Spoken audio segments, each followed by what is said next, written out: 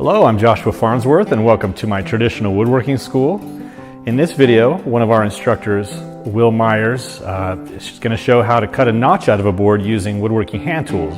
This is part of his video on building the historical Isaac Young's shaker wall clock. So I think you'll really enjoy this simple tutorial, and if you're interested in learning how to build an amazing clock using simple steps, this will be perfect for you.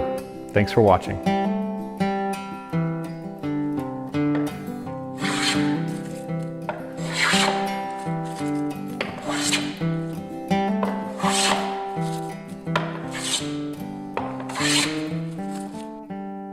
We're getting close to being ready to assemble the case here. It doesn't take long, we just nails together, but anything we can do ahead of time is better. It's easier to handle, easier to do some of this stuff. So this is one of those things. And this is we're going to be cutting a notch here in the top board where that little half round hanger for the clock comes through, because that is part of the backboard and it just extends straight through the top. So we're going to cut that real quick. And not much to it really. Just be sure I've got this one labeled top, so I know I'm on the right one. And I'm just going to clamp it up there. And I need to find, I'm just going to use my 2 gauge marks, or I can use the ends. This piece is 11, we'll just use the ends. So we know that should be about 5.5. Okay, I'm going to turn my rule around and double check that at 5.5, and that looks good. That looks like the center. So I'm going to knife that in right there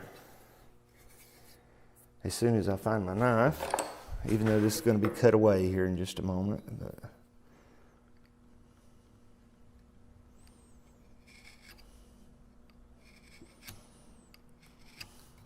Okay, the little projection for the hanger there is 4 5/8, and so we need to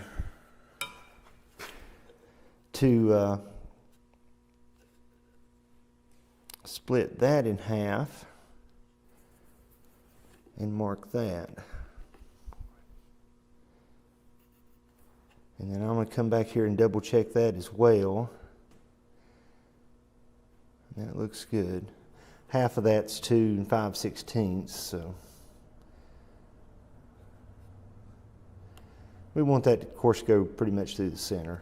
If it was a tiny bit off one way or the other, we're going to trace this slot onto the backboard once the case is assembled. So,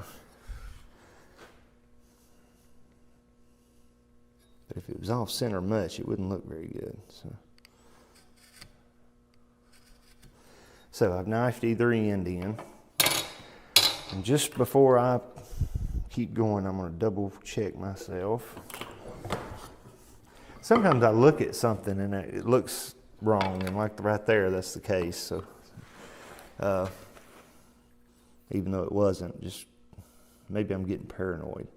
So I'm going to knife these over a little ways here, and the backboard is only 1/2 inch thick like the rest of it, but I'm going to go a little past 1/2 inch. Okay, you're thinking, well, that's going to stay, right? That's going to be in the final clock. The originals on his layouts on a lot of this stuff, there's knife marks everywhere, and this is one of them that just a gauge mark or a knife mark on a face side was not a huge deal to them. So now I've got my length here. I'll trace it around onto the top, and I can darken those in a little bit. It might help a little bit, wouldn't it? And so now I need to know my depth. And what I'm going to use is, I'm just going to take my backboard right here, and I've already roughly set that gauge, and it's pretty good there. So I'm going to use the backboard itself to set my gauge depth right there, my 1/2 inch between the knife and the fence. And the reason I'm using the board itself is just in case it could be a little bit thick or a little bit thin, so, and that's okay. So now I'm going to take that same cutting gauge here, and I'm going to knife that in Nice and deep right there. Same thing on the bottom here.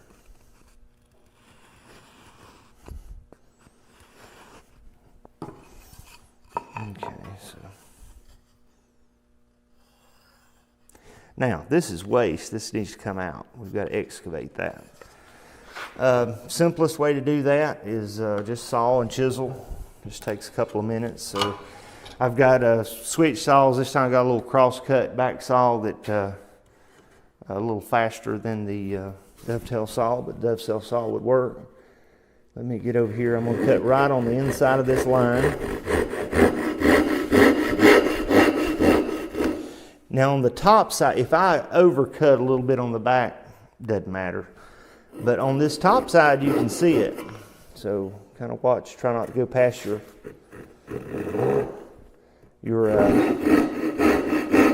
gauge mark down there. And then I'm going to come back through here and make just a few little kind of relief, or not relief cuts, just to help us break this these chunks up, break this waste up and get it out of there.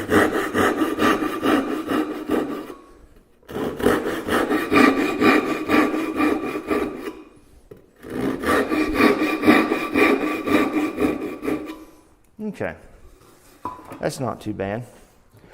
So now we're going to just chisel and mallet here, and we're going to start kind of slow, even though we've got this cut up in pretty small chunks. You see what happened right there? That one broke all the way to the line. See right there, just off the line. So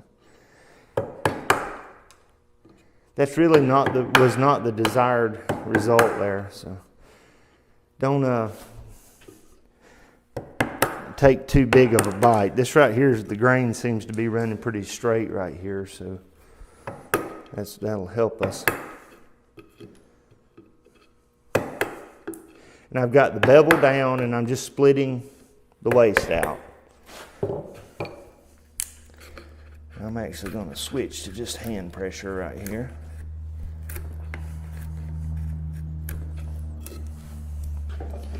Then come back around. Same thing.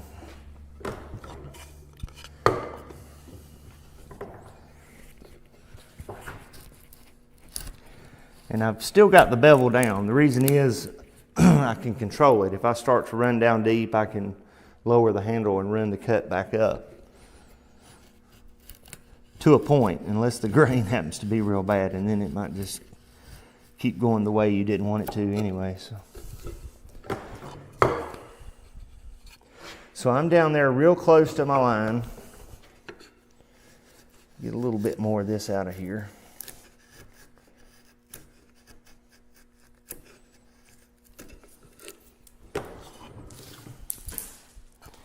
Well, I guess I could have went a little farther that way.